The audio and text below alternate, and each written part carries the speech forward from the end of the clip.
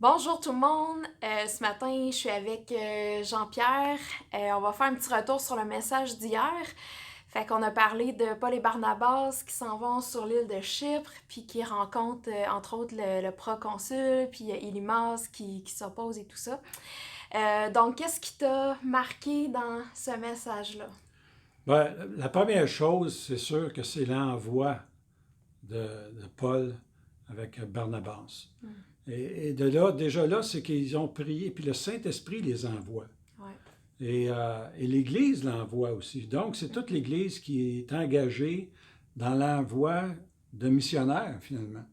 On ne le voyait pas comme ça dans ce temps-là, mais aujourd'hui, c'est ça. C'est la réalité, c'est l'envoi de missionnaires vers les gens qui ne connaissent pas le Seigneur.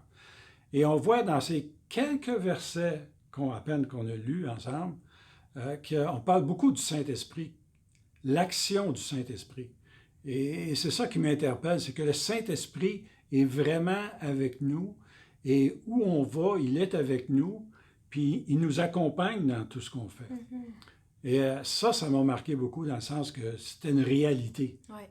Ça, c'était à tous les jours. Mhm.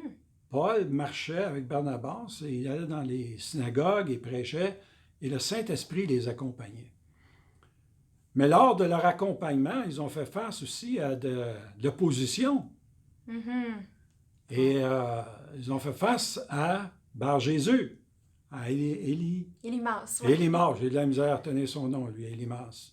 Et c'était tout un numéro, Catherine Ouais. Élymas. Oui, vraiment. Puis ce qui me marquait, moi, c'est cette partie-là quand on voit que à quel point Dieu il est sévère avec ceux qui s'opposent à lui, envers ceux qui empêchent ses enfants de venir à lui. Oui. Puis, tu sais, c'est quand même intense quand tu y penses, là, que Paul, tu sais, il commande, puis tout d'un coup, Élymas devient aveugle, là, Aveugle. c'est pas rien, là, tu sais. Puis ça me faisait penser aussi à Jésus, tu sais, il était sévère avec les pharisiens parce que les pharisiens, ils mettaient tellement de lois, puis c'est comme si ça gardait le peuple à distance de Dieu.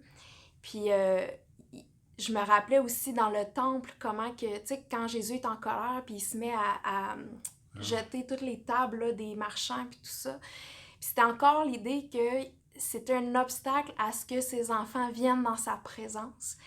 Puis comment que le père il est zélé pour enlever ces obstacles-là, puis Bon. comment qu'il veut poursuivre ses enfants, puis il veut que ses enfants aient accès à lui, qu'ils puissent venir à lui.